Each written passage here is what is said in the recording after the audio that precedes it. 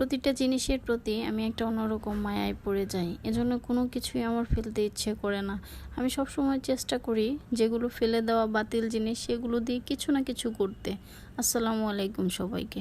এই আলুগুলো আমি কিনেছিলাম ভর্তা এবং ভাজি খাওয়ার জন্য। যেহেতু এখন এগুলোর সিজন শেষের দিকে অধিকাংশ আলুই নষ্ট হয়ে গেছে, সেখান থেকে বেছে বেছে মোটামুটি ভালোগুলো নিয়েছি। এগুলো দিয়ে আমি একটি মজার রেসিপি তৈরি করব, যেটা ছোটবেলায় আমার দাদিকে করতে দেখেছি। আলুগুলো সিদ্ধ করে নিয়েছি। এবারে আলুগুলো পিষনির সাহায্যে ভালো করে ভর্তা করে নেব। আমার দাদি যেভাবে করতেন আমি হয়তো সেভাবে করতে পারবো না, কারণ তখন আমি রান্না সম্পর্কে কিছুই বুঝতাম না। আমি ঠিক আমার মতোই করছি, আমার নিজের আইডিয়া দিয়ে। আলুগুলো আমার পেশা হয়ে গেছে। এবার সবগুলো একটি পাত্রে আমি তুলে নেব। তুলে নিয়ে কিছুটা পানি দেব এর মধ্যে। পানি দিয়ে আলুগুলো ভালো করে কচলে কচলে চটকে নেব, যাতে আমার এটা চেলে নিতে খুব বেশি সুবিধা হয়। আর এটা চালার জন্য আমি একটি বাঁশের চালন ব্যবহার করেছি। এই যে এইভাবে চালনের উপর দিয়ে আমি অল্প অল্প করে আলু নিয়ে তারপর সুন্দর করে চেলে নেব। এগুলো চালনি দ্বারা চেলে নেওয়ার ফলে আলুর যে খোসাগুলো আছে সহজেই আলাদা করে নেওয়া যাবে। এই যে নিচে আলুর কাতটা পড়েছে। এবার আমি দুটো ডিম নিয়ে নিলাম। এই ডিমের মধ্যে দিয়ে দিলাম পেঁয়াজ কুচি এবং মরিচ কুচি, দিলাম সামান্য লবণ। এবার ডিম দুটোকে খুব ভালো করে ফেটিয়ে নেব। ভালো করে ফেটিয়ে নেওয়ার পর এই ডিম দুটো আমি অল্প আঁচে ভেজে নেব, যাতে ডিমটা খুব বেশি ভাজা ভাজা না হয়ে যায়।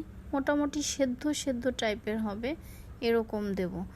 যেহেতু এটা আমি পরে ঝোলের মধ্যে দেব, আমার কাছে এরকমই বেটার মনে হয়েছে, তাই আমি এভাবেই ডিম দুটো ভেজে নিলাম।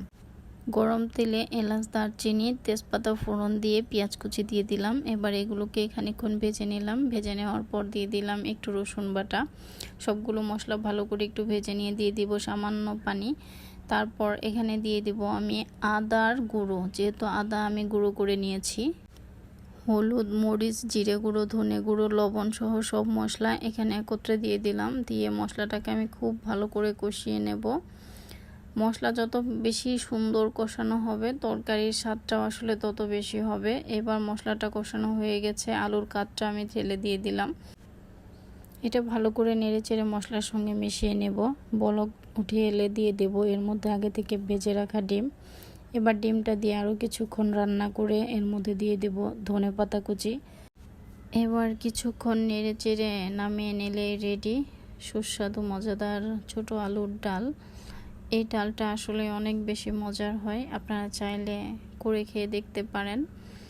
আর সবচাইতে বড় কথা হচ্ছে কোনো জিনিস ফেলে না দিয়ে যত্ন করে রান্না করলে কিন্তু অমৃত হতে পারে। ধন্যবাদ সবাইকে ভিডিওটা দেখার জন্য।